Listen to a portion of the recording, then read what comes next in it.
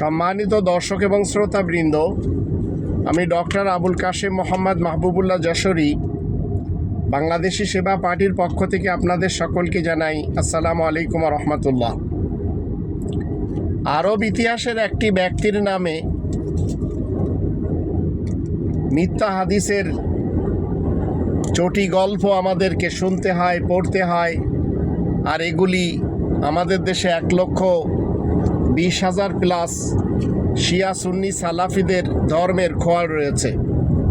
এই ধর্মের খোয়ার মাদ্রাসাগুলিতে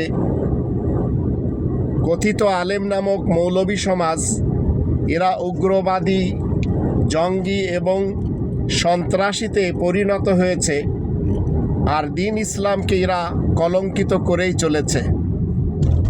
সুযোগ পেলে এরাই বলৎকার করে, পাছা মারে এবং ধর্ষণ করে। এদের থেকে নিজেদের সন্তানদেরকে হেফাজতে রাখুন।